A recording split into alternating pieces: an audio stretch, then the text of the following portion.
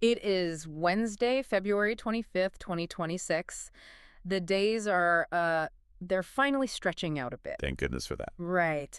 The daffodils are pushing through the frost, and if you listen very closely, you can almost hear a low rumble coming from Gloucestershire. The Cheltenham Festival, Yeah. just weeks away now. Exactly. And, for the casual fan, Cheltenham is all about the romance. It's the Tweed, the Guinness, that famous Cheltenham roar when the tapes go up for the The Supreme. Olympics of jump racing. Yeah, but we aren't here for the poetry today in this deep dive. Yeah. Because if you're stepping into these betting markets, Cheltenham is, to put it mildly, an emotionally charged minefield. Oh, it's a graveyard for bankrolls. Completely. Uh-huh. If you let emotion take the wheel, you're finished. The roar is wonderful for the atmosphere, but it's terrible for your wallet. Because the public money just floods in. Right, the hype machine spins out of control. Yeah. And logic usually gets trampled by whatever the media narrative is that week. Yeah. So our mission today for everyone listening is to strip the emotion away entirely. We've got a stack of research here, some really rigorous quantitative modeling, historical trends from the last 15 years, and some system builder data. The good stuff. The very good stuff. We're looking for the Cheltenham Code. We want to know how you actually find profit in 2026, relying purely on the math. And you do that by ignoring the stories. Specifically, we have to start by dismantling the biggest trap in the entire sport, Market leader. the market leader. Because the conventional wisdom, the stuff you hear in every pub across the country right now, is just, back the favorite. They win the most races. And to be fair, looking at the baseline data, favorites do win about 30% of the races at the festival. 30%. Which on the surface sounds like a pretty decent starting point, doesn't it? It sounds great until you look at the cost of doing business. A 30% strike rate is totally useless if the price doesn't reflect the risk. You have to factor in the overround. Right. And just to make sure we're all on the same page, let's define the over round for the listeners. Sure. So it's basically the bookmaker's profit margin. In a mathematically perfect market, the probabilities of all the horses winning would add up to exactly 100%. But they never do. Never. Bookmakers price them so the market adds up to 116% or even up to 129% in some of these competitive handicaps. That extra percentage is their edge.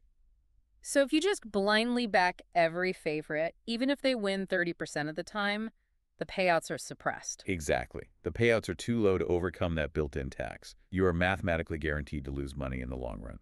Okay, so backing the favorite is a losing strategy by default.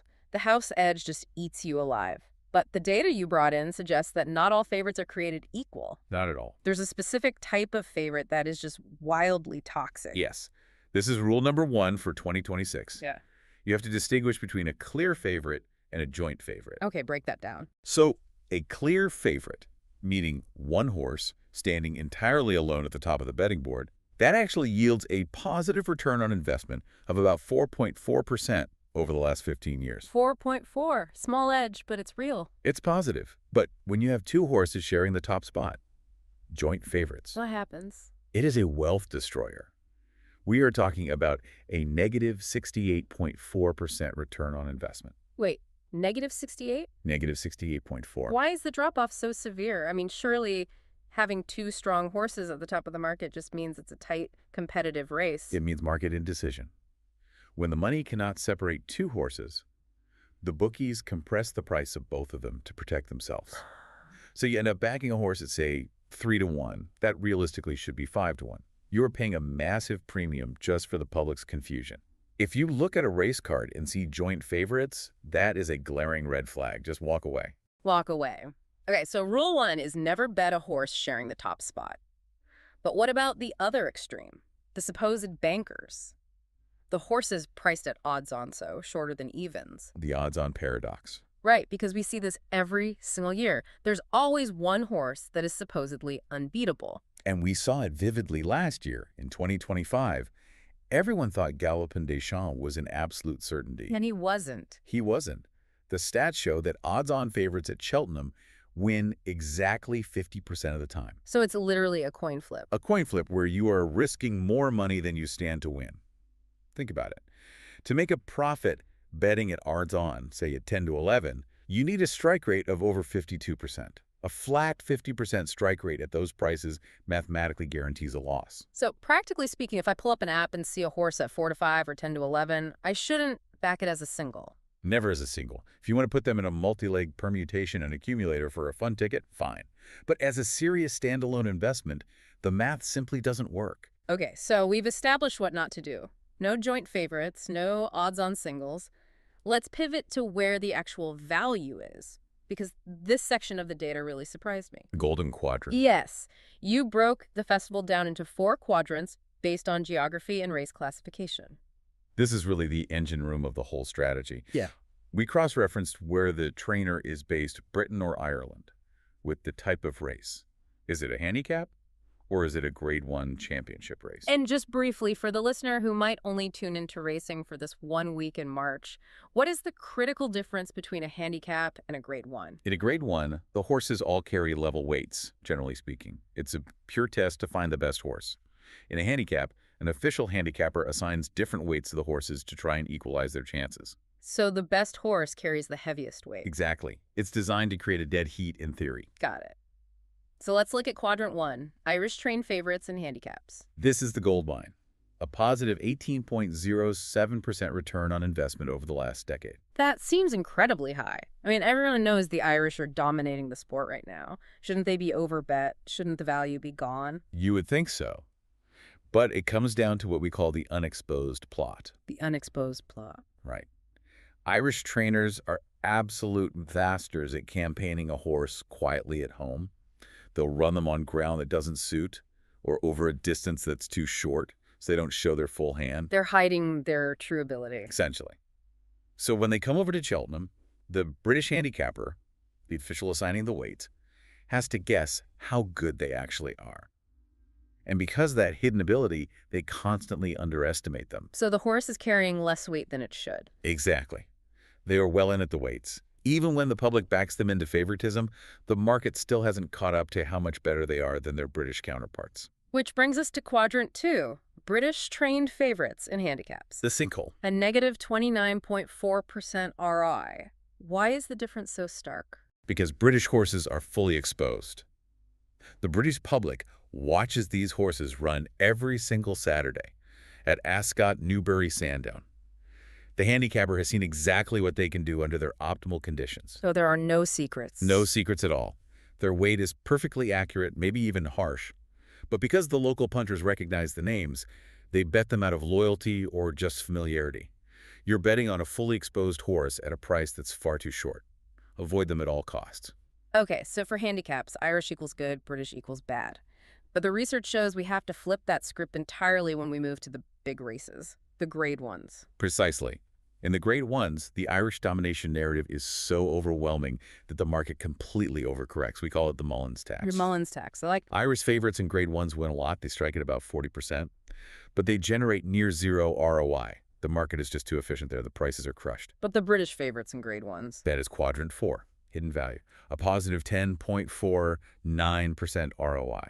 That is fascinating. So because everyone is just blindly obsessed with the Irish super horses, they're neglecting elite British runners. Exactly. The Irish domination narrative causes the market to ignore elite British horses, often from top yards like Henderson or Nichols in these top races. The market assumes the Irish horse is better just because of the flag next to its name. Pure psychology manifesting as financial inefficiency. Spot on. I want to circle back to handicaps for a second because there's a really technical detail in your notes about a rule change back in 2021. The British Horse Racing Authority changed their algorithm. They did, and it changed the game structurally. How does that impact us now in 2026? Well, in 2021, the BHA realized British horses were getting absolutely hammered in handicaps by the Irish, so they tweaked the math. They started dropping the ratings of older or regressive horses much faster. To give them a fighting chance. Right. But the consequence of that shift is what matters to us. Modern Cheltenham handicaps are now won by plot horses, horses hiding in plain sight, not horses with recent wins. And you have a specific warning here about the prep run. Yes. Winning a prep race now triggers a massively punitive rating hike. We're talking around 5.5 pounds on average. Wow. So the optimal profile is a horse that has been campaigned quietly, maybe finishing 5th or 6th, specifically to trigger a rating drop just in time for March. So the old logic of looking for a horse in sparkling winning form, is completely backwards for a modern festival handicap. Okay, let's move on to the biological filters. You call this the Leopardstown stress test and the age vertex. Yes, we have to look at the biology. Let's start with the age vertex, which is crucial for the championship chases like the Gold Cup. The pinnacle of the week? Jump racing requires a very specific mix of bone density and experience. The stats are undeniable. In the Gold Cup, 12 of the last 12 winners were aged between 7 and 9. 12 of the last 12, that is a very tight window. What happens outside of it? They fail. Horses aged 10 or older have yielded 0 winners since 1999. They just don't have the tactical speed anymore. And the younger horses, the 6-year-olds. They usually lack the physical fortification, right? Exactly. A 6-year-old chaser is like a 21-year-old playing prop in international rugby. They might have incredible talent, but they don't have the skeletal hardness to survive 3 miles and 22 fences at a championship pace. So if you're backing a 6-year-old in a big chase, you're literally fighting biology. You are. And what about the other biological anomaly? The mares. Ah, yes. The female LTO anomaly. LTO being last time out. Mares who won their last race generate a positive 59.2% ROI. Nearly 60%. That is absurd for a blind betting strategy. What is the market missing there? The market completely fails to calculate the value of the sex allowance. Yes, 7 pounds. Right, mares get to carry 7 pounds less than the geldings. When you combine that mathematical weight advantage with a mare who is proven to be in peak fitness because she just won her last race, Yay. it's dynamite. The market consistently underprices how valuable that 7 pounds really is. It's a glitch in the matrix. A very profitable glitch. And what about this Leopardstown factor? Why does a race in Dublin in February matter so much for a race in England in March? Because it's the ultimate stress test on elite turf. Irish horses whose last run was at the Dublin Racing Festival at Leopardstown yield a positive 15% ROI at Cheltenham. Why that specific track? The tempo at Leopardstown is ferocious. The fences are stiff. If a horse can handle that intensity in February, their fitness is bulletproof for March. Makes perfect sense. Now we have to talk about personnel. Because we are here in 2026 and the landscape has shifted enormously. It has. Rachel Blackmore has retired. She will not be riding at this meeting. Which is a massive void. We have to acknowledge what the betting markets have lost here. Wow. Rachel was the ultimate value amplifier. Your stats show she had a positive 58.3% ROI specifically on second favorites. Exactly. She had this incredible ability to take a horse that wasn't the market leader and tactically outride the entire field. Without her, that specific overperformance factor is gone. Bettors have to adjust to a market without her. So with her gone, everyone's focus shifts even harder to the trainers. The big three. Willie Mullins, Gordon Elliott, and Henry de Bromhead. Right. And combined, their clear favorites still yield an amazing 19.7% ROI. But you have to be careful, especially with Mullins. A Mullins warning. Yes. While he is totally dominant in Grade 1s, historically prior to 2025, Willie Mullins was 0 for 28 in handicap chases at the festival. 0 for 28. That is a staggering statistic for the best trainer in the world. And yet, the public still blindly backs his horses in those races because of the name. It's a massive blind spot. Actionable advice. Oppose Mullins in handicap chases. And what about the British side, the Henderson dichotomy? Nicky Henderson is lethal in 2-mile speed tests. The Arkle, the champion chase. He knows exactly how to peak a speed horse. But in Grade 2s and handicap chases, terrible. 1 win in 43 attempts. 1 in 43. So you really have to know which version of these elite trainers you're betting on. Context is everything. All right, this is the part everyone has been waiting for. We have the rules. We have the logic. Let's apply this to the 2026 ante-post markets. Let's run the big favorites through our stress test. Let's do it. Starting with the champion hurdle, we've got the New Lion at 11-4. So context here. Nicky Henderson's Constitution Hill is out for a flat campaign, Right. which leads the New Lion. He fits the age profile. He's a 7-year-old. And he's a Grade 1 winner. He won the Turners. But, I hear a but. But the risk is history. History is fiercely against horses winning the Supreme or the Turners over an intermediate trip and then coming back to win the champion hurdle. Also, Irish dominance in this specific race is heavy. I think his price is heavily contracted just because Constitution Hill is missing. So vulnerable. Let's move to the Gold Cup. Factifile at 4-1. Now this is the perfect profile. Really? Run him through the checklist. Age, he's 7, bang in the middle of our optimal demographic. Prep run, he won the Irish Gold Cup at Leopardstown. The ultimate stress test. Exactly. He has elite ratings, Perfect prep, perfect age. He is a structurally sound favorite. 4-1 is a very fair price. What about the Ryanair Chase? Gaelic Warrior is sitting at 2-1. He's always a bit of a wild card. He is, but this is where topographical nuance comes in. Topographical nuance. Yeah, that just means how the horse handles the actual physical layout of the track. Gaelic Warrior has a specific quirk. He hates the wide open spaces of Leopardstown. He looks around, gets distracted. But at Cheltenham. Cheltenham has that tight rail on the old course. It forces him to relax and focus.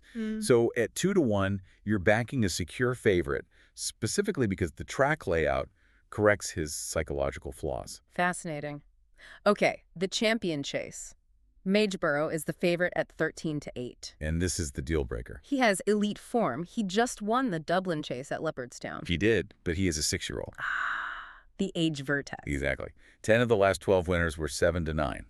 6-year-olds simply lack the physical fortification for a brutal 2-mile speed test up the Cheltenham Hill. So even with the Leopardstown form, 13-8 is way too short. It's a terrible price for a horse fighting that kind of historical gravity. He is very vulnerable. Okay, so as we wrap this up, let's recap the playbook for the listeners to take into the 2026 festival. Rule 1. Avoid joint favorites. Never pay for market indecision. Rule 2. Avoid British favorites in handicaps. Because they're fully exposed. Right. Instead, target Irish handicap favorites, the unexposed plots, and British Grade 1 favorites, where the market ignores them due to the Irish hype. And strictly stick to the age 7-9 window for the championship chases. Do not get seduced by a flashy 6-year-old. Now, there was one final edge you mentioned in the research: promotional capital allocation. Yes, this is crucial. The bookmakers use Cheltenham as a loss leader. They throw free bets, enhanced places, and non-runner no-bet offers at you to get your business. Use them. If you're taking a swing on a horse with some variance, maybe it's a slightly risky profile fund that bet with the bookmaker's promotional capital, not your own bankroll, it absorbs the variance and protects your baseline. I love that. It's truly about stripping out the emotion and operating like a professional. Let the crowd have the Cheltenham roar. We want the profit. Well said. And I want to leave everyone listening with one final, slightly provocative thought to chew on before the tapes go up. We spent a lot of time today talking about the big hype horses. But based on everything we've unpacked, the single most profitable bet you place in 2026 might not be a household name. No, it probably won't be. It might just be a British-trained mare running in a Grade 1, quietly getting her 7-pound allowance, completely ignored by the public because everyone is too busy staring at the Irish superstar parked next to her. That is exactly what second and third order statistical deduction looks like. Good luck with the form book, everyone. Keep your heads cold and your powder dry.